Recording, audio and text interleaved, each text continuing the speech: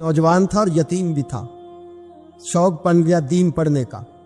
मोहल्लेदार इलाके वाले कहने लगे कहाँ से कमाएगा, ना बाप है, ना माँ है, ना घर है, कहाँ से।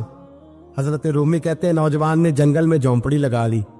वहां वो सुबह मदरसे जाता, शाम को जंगल में रहता, वहां अल्लाह अल्लाह करता, सबक याद करता।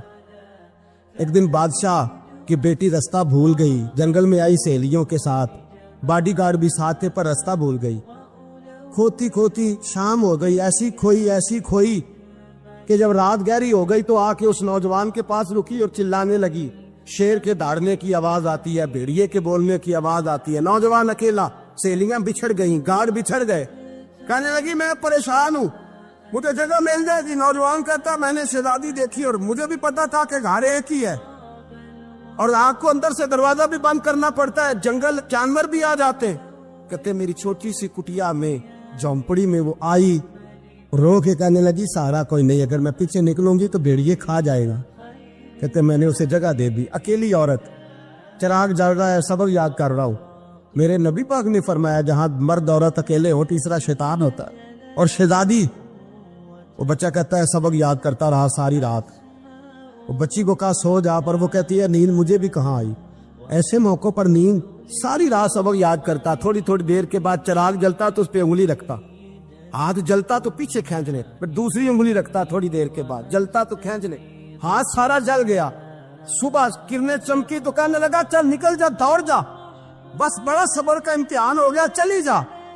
शहजादी बाहर निकली, सिपाही ढूंढ रहे थे। बादशाह खुद जंगल में निकला हुआ था, मेरी बेटी मिल गई।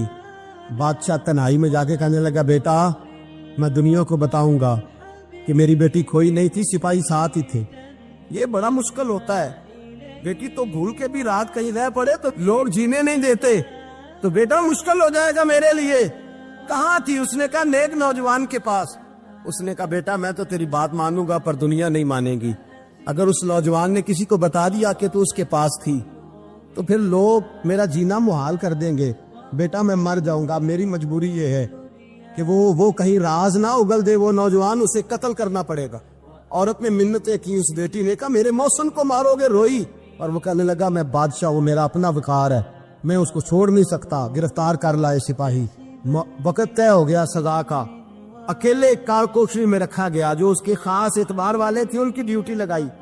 बादशाह ने बुलाया, पहले बिलम आया। औरत कहने लगी, बेटी कहने लगी एक दफा तो बुलाओ ना, एक सवाल बस पर्दे में रह के पूछना है, और फिर जो आपका जी चाहे, मेरे मौसम को मारना तो है, तो मर्जी आपकी।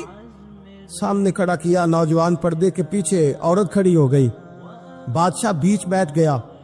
बीबी कहने लगी सारी रात बेदार मैं भी रही, सोया तू भी नहीं।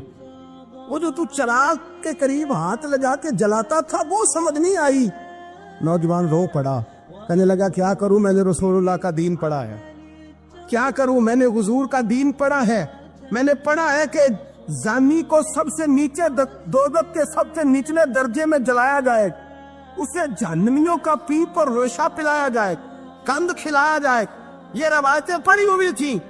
थोड़ी थोड़ी देर के बाद शैतान मुझे कहता था बदकारी कर ले। मैं अपना हाथ उसी वक्त जब शैतान मशवरा देता तो मैं आग पे करता। मैं कहता अगर ये बर्दाश्त हो गई तो वो भी हो जाए।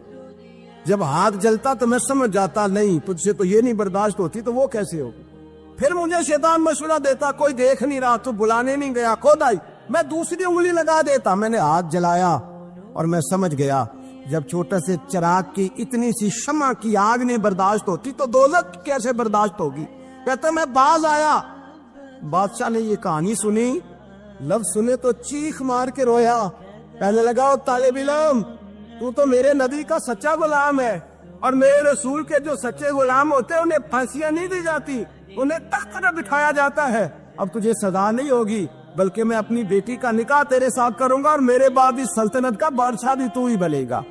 अब वो नौजवान वहां नारे लगा रहा है, कहता लोगों तुम मुझे कहते थे दीन से क्या मिलता है, दीन से तो अल्लाह तख्त व ताज भी अता फरमा देता है।